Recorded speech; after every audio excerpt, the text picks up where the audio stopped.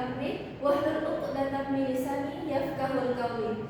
Puji berserta syukur kita ucapkan atas kehadirat Allah Subhanahu wa taala yang telah melimpahkan rahmat dan karunia-Nya kepada kita semua sehingga kita bisa melaksanakan pembelajaran pada pagi ini.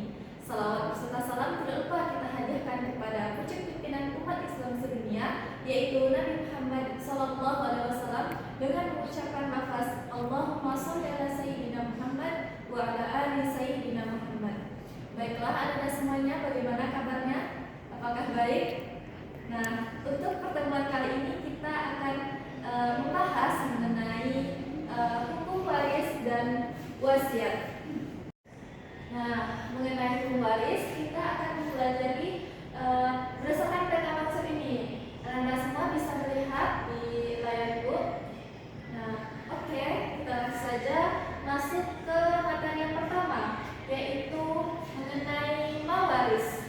Nah, sebenarnya apa sih mawaris itu? Mawaris berasal dari kata al-mirats yang berarti berpindahnya sesuatu milik seseorang ke orang lain atau dari suatu kaum ke kaum lain. Nah, ilmu mawaris ini juga disebut sebagai ilmu faraid, yang mana ilmu faraid ini merupakan ilmu yang membahas tentang ketentuan atau bagian yang telah ditentukan untuk masing-masing ahli waris. Nah, jadi intinya ilmu waris ini adalah ilmu yang mempelajari tentang pembagian harta warisan yang ditinggalkan oleh seseorang kepada ahli warisnya. Nah, kita masuk yang kedua, yaitu mengenai rukun waris. Rukun waris itu meliputi 3 hal. Yang pertama yaitu bisa waris. Hak waris ini adalah orang yang mendapatkan harta warisan. Nah, untuk siapa saja orangnya nanti akan kita bahas.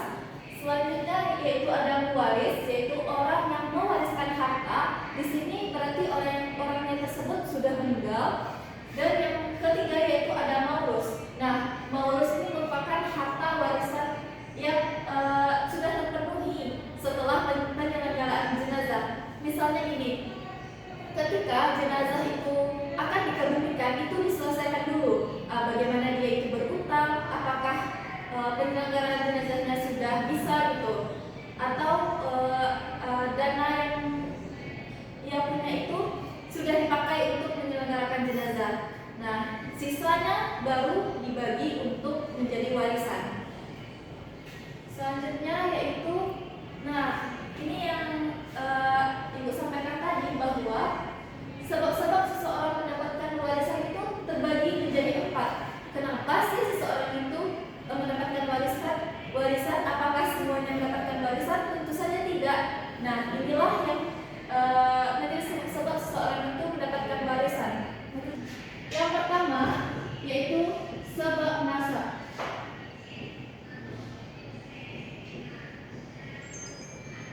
Nah, Anda semua apakah tahu apa itu nasab? Ya, betul sekali. Nasab merupakan keturunan gitu. Jadi, seorang ayah ketika dia meninggal, maka nasabnya itu bisa menjadi anaknya atau cucunya dan lain-lain gitu. Itu yang disebut dengan sebab nasab. Yang kedua, sebab pernikahan. Pernikahan. Ada yang tahu apa itu pernikahan? Pernikahan merupakan satu hubungan yang mengikat antara perempuan dan laki-laki. Nah, berarti jika seorang istri meninggal, maka suaminya juga berhak mendapatkan harta warisan. Nah, yang ketiga yaitu disebut sebab wala. Wala berarti seseorang yang telah memerdekakan budak. Nah, jadi misalnya ada seorang hamba saya yang dimerdekakan, maka hamba saya tersebut juga berhak mendapatkan warisan dengan ketentuan gitu. Yang terakhir yaitu sebab kesamaan agama. Kesamaan agama. Nah, jika seseorang yang meninggal ini tidak mempunyai ahli waris apapun, maka ia bisa memberikan hartanya dengan sesama muslim gitu. Jadi orang yang tidak muslim itu tidak bisa mendapatkan harta warisan. Nah, kita masuk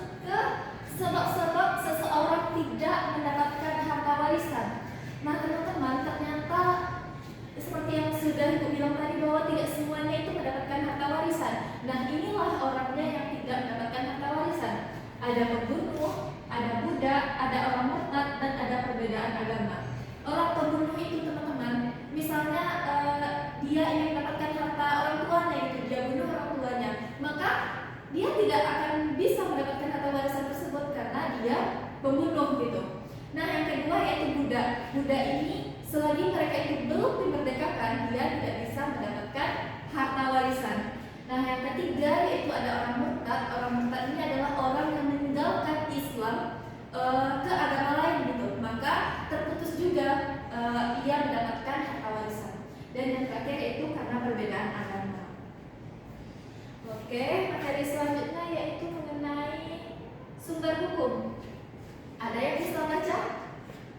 Nah, ini merupakan sumber hukum hak ilmu mawaris, yaitu yang berbunyi A'udzu billahi minasyaitonir rajim. Bismillahirrahmanirrahim.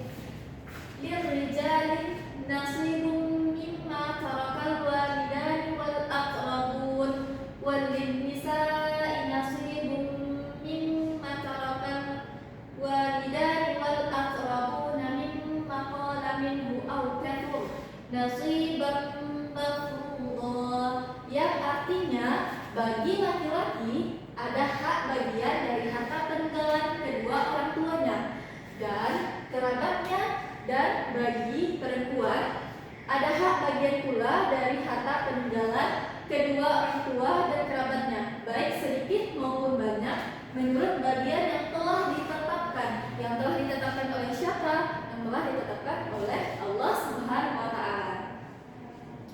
Oke. Untuk anak-anak semuanya, ayat ini bisa dihafal ya, karena ini sangat penting bagi kita dalam mempelajari ilmu mawaris. Oke, selanjutnya bagian-bagian dari ahli waris itu tidak bisa dibagi sembarangan. Misalnya, ini kasihan dia itu tidak banyak uangnya atau dia kesulitan ekonomi, berilah dia itu misalnya setengah gitu dari harta warisan. Tidak bisa seperti itu teman-teman. Jadi pembagian harta warisan ini juga ditentukan dalam Al-Quran, yaitu bisa mendapatkan setengah, bisa mendapatkan 1/4, bisa mendapatkan 1/8, bisa mendapatkan 2/3, bisa mendapatkan 1/3, dan bisa mendapatkan 1/6. Ini adalah orang-orang yang mendapatkan harta warisan setengah, 1/4, dan 1/8.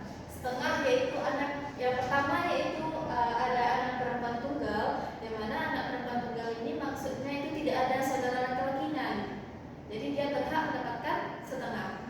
Yang kedua yaitu suami jika tidak ada anak, artinya istri yang meninggal tersebut tidak meninggalkan anak, maka si suami berhak mendapatkan setengah. Dan yang ketiga yaitu ada cucu perempuan dari anak laki-laki, dan yang keempat yaitu ada saudara perempuan seayah tunggal. Nah, inilah yang mendapatkan harta setengah dari harta warisan tadi. Selanjutnya ada yang mendapatkan 1/4. Siapa saja itu? Yang pertama ada suami jika ada anak. Nah, jika suami itu tadi tidak ada anak, dia mendapatkan setengah. Tapi kalau dia ada anak, maka suami tadi itu cuma mendapatkan 1/4. Yang kedua yaitu ada istri kalau tidak ada anak. Nah, seorang istri yang ditinggalkan oleh suaminya dan dia tidak mempunyai anak, maka si istri tadi berhak mendapatkan 1/4. Dan yang terakhir yaitu harta warisan yang mendapatkan orang-orang mendapatkan harta warisan sebanyak 1/8, yaitu ada istri kalau ada anak. Kalau dia tidak ada anak, dia mendapatkan 1/4, tapi kalau dia ada anak, dia mendapatkan 1/8. Nah, tugas anak-anak sekalian, coba dicari siapa saja yang mendapatkan harta 2/3, 1/3, dan 1/6. Nah, silakan cari siapa saja yang berhak mendapatkan harta sebanyak 2/3, sebanyak 1/3, dan sebanyak 1/6. Itu ibu tugaskan untuk anak-anak sekalian. Kita masuk ke materi kedua, yaitu mengenai wasiat. Ada yang pernah dengar tak kata wasiat? Pasti pernah dong. Nah, wasiat berarti pesan. Menurut istilah, yaitu pesan terhadap sesuatu yang baik yang harus dijalankan sesudah seseorang meninggal dunia. Nah, hukum wasiat ini bisa terbagi menjadi tiga.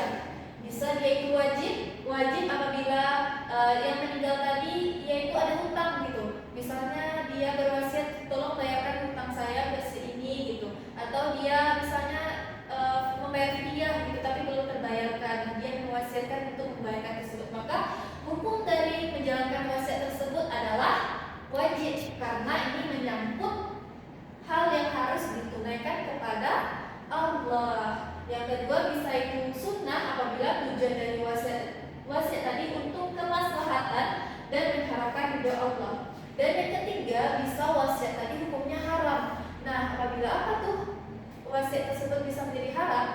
Apabila wasiat tersebut bertentangan dengan Islam. Misalnya nih, seorang muslim dia akan meninggal gitu. Saya ingin kalau saya meninggal itu saya dikremasi gitu.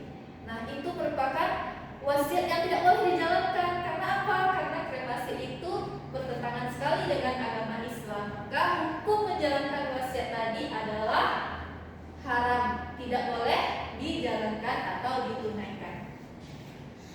Nah, kita langsung saja ke hikmah wasiat.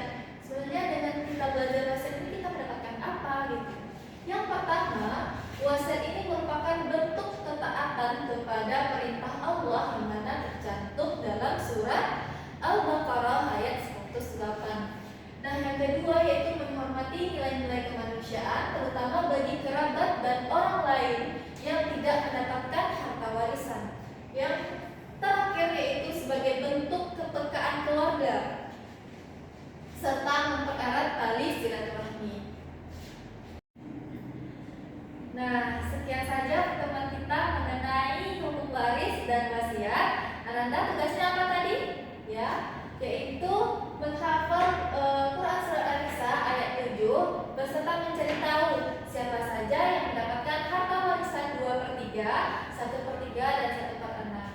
Nah, terima kasih anak-anak sekalian atas perhatiannya. Jangan lupa dibaca lagi bukunya dan dipahami lagi tentang materi ini. Mohon maaf jika ibu ada salah kata dalam menyampaikan materi. Nah, bagi anda yang masih ragu atau masih bingung mengenai materi ini, boleh banget bertanya. Nanti di minggu selanjutnya akan kita coba bahas lagi. Baiklah, ibu tutup. Semoga pertemuan kita ini senantiasa dirahmati oleh Allah. Dan ibu tutup dengan mengucapkan alhamdulillahirabbil alamin. Wabillahi taufiq wal hidayah. Wassalamualaikum warahmatullahi wabarakatuh.